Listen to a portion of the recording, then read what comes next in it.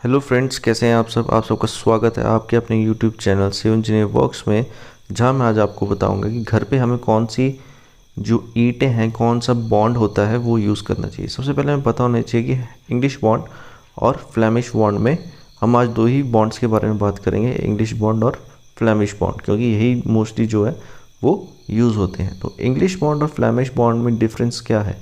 English bond वो होती है जहाँ पे एक लेयर जो होती है वो स्ट्रेचर की होती है और ऑल्टरनेट लेयर जो होती है वो हेडर की होती है। तो हेडर स्ट्रेचर तो जो लेयर होगी वो आपको हेडर स्ट्रेचर की मिलेगी। जैसे यहाँ पे नीचे तो वो फ्लेमिश बॉन्ड का यूज़ किया गया था, आप 3 लेयर्स तक देखें, पर उसके बाद इन्होंने इंग्लिश बॉन्ड का यूज़ किया है। तो यहाँ पे आपको ये एक जो पॉइंट था वहाँ पे आप चेक कर सकते हैं कि जो मेसन ने, हेड मेसन ने यहाँ पे गलती की है। तो as a site engineer, as a civil engineer आप इन चीज़ों को ध्यान ज़रूर रखें।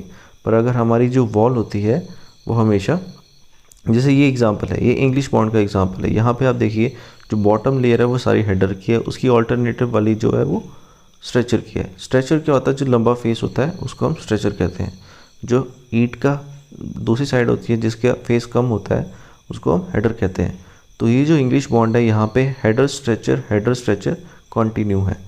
तो इंग्लिश बॉन्ड कहाँ यूज़ करनी चाहिए। इंग्लिश बॉन्ड वहाँ यूज़ करनी चाहिए जहाँ पे जो हमारे एक्सटर्नल वॉल्स होती हैं, जहाँ पे भी जो भी वॉल्स की थिकनेस है जो 1.5 ब्रिक से ज़्यादा हो। मतलब जो बाहर वाली वॉल्स होती हैं उनकी जो साइज़ होता है वो 9 इंचेस का होता है, तो ऑलमोस्ट वो 1.5 ब्रिक से ज़्यादा है।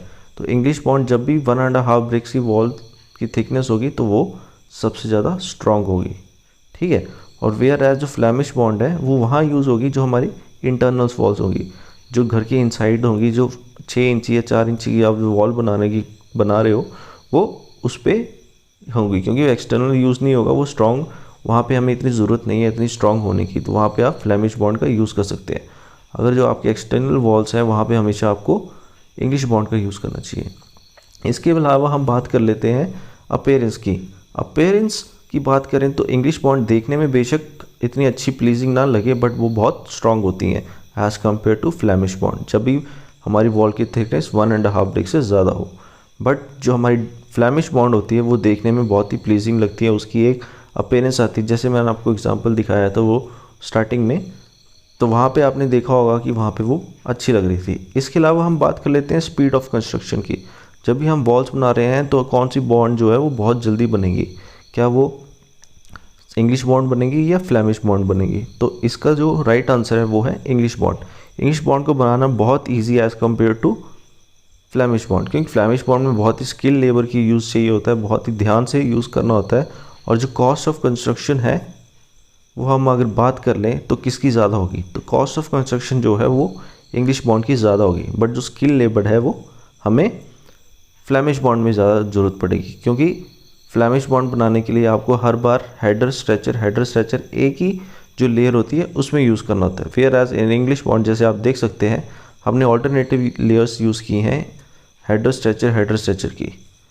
और cost of construction English bond की इसलिए ज़्यादा होती है क्योंकि उसमें जो बैट्स होते हैं, जो आपने अगर सिविल इंजीनियरिंग की है तो आपको पता होगा, बैट्स जो होते हैं उसका यूज़ ज़्यादा होता है, जिससे ईंटें जो होती है वो टूटती ज़्यादा हैं, तो जिससे हमारी कॉस्ट ऑफ कंस्ट्रक्शन है वो बढ़ जाती है। तो कौन सी बॉन्ड है, जो इंग्लिश बॉन्ड है या फिर फ्लेमिश बॉन्ड है, किसका यूज़ करना चाहिए। मेरे हिसाब से सबसे बेस्ट तरीका वो होता है वो हमें इंग्लिश बॉन्ड का यूज़ करना चाहिए। बेशक English bond cost of construction ज़्यादा रहे, उसके लिए उसकी एस्थेटिक अपीयरेंस फ्लेमिश बॉन्ड से अच्छी ना हो, पर जब आप प्लास्टरिंग कर दोगे तो उसका तो कोई मतलब नहीं रहेगा कि आपकी अंदर जो बॉन्ड है वो इंग्लिश बॉन्ड है या फ्लेमिश बॉन्ड है।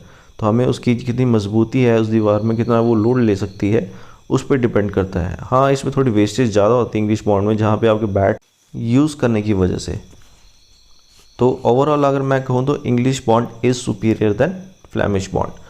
सो ये छोटा सा वीडियो था जहाँ में मैंने आपको इंग्लिश बॉन्ड और फ्लेमिश बॉन्ड में डिफरेंस बताया। अगर वीडियो अच्छा लगा हो तो लाइक करें, सब्सक्राइब करें और don't forget to hit the bell notification button, ताकि ऐसी ही वीडियोज़ आपको जल्दी मिलती रहें। Thank you.